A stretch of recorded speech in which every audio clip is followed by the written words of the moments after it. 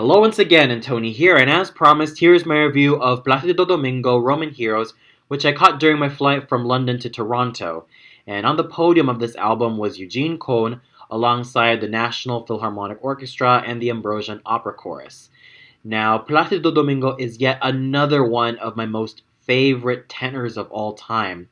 I especially love him in the dramatic repertoire, in roles like Don Jose from Carmen, Radames from Aida, Samson from Samson et Dalila, Otello, um, Cavaradossi, Calaf, and many other dramatic tenor roles, especially that of his Wagner excursions, like that of Siegmund, Tristan, and Parsifal. Though personally, I'm more of a fan of the likes of Siegmund, Tristan, and Tannhäuser, and also that of Lohengrin. Oh, and also Walter von Stolzing. I really love him in these big, dramatic tenor roles, but he also sings very lyrically.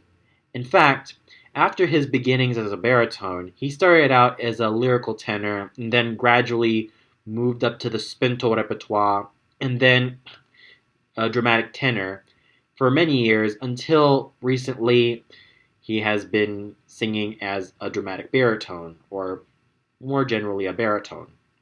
So it's a nice look back to hear how he sounded as a tenor through this album during my flight. And what did I think about this album? I thought this was just absolutely brilliant at showing just how versatile Placido Domingo is as a tenor. So we started this album off with an aria from Mascagni's very little known opera, Nerone, in which he sings the title character's aria, which I thought was just very well done and has a very well focused voice and lots of just power really given into this performance. And what surprised me about this album was that he also recorded a couple of Handelian arias, specifically Sesto's aria Svegliatevi nel core, which is usually an aria sung by lyric mezzos, coloratura mezzos, and in some occasions full lyric sopranos or sopranos with a very mezzo-y color, and one of Ezio's arias, even though the title role of Ezio used to be sung by a castrato and nowadays has been sung by a contralto, whether he is a male contralto or a coloratura contralto, or even that of a lyric mezzo with a lot of heft. I thought he managed to sing those arias very well and very sensitively. And yet another highlight for me was also the Attila aria from Foresto. It's just absolutely well sung. And like I said, he had a lot of power and heft in these arias that he sang.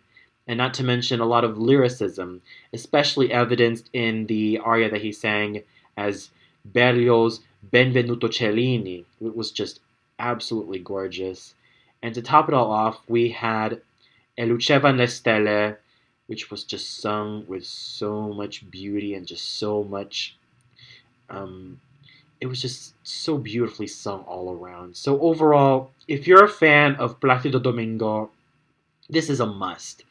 This definitely shows just how versatile a tenor Placido Domingo was.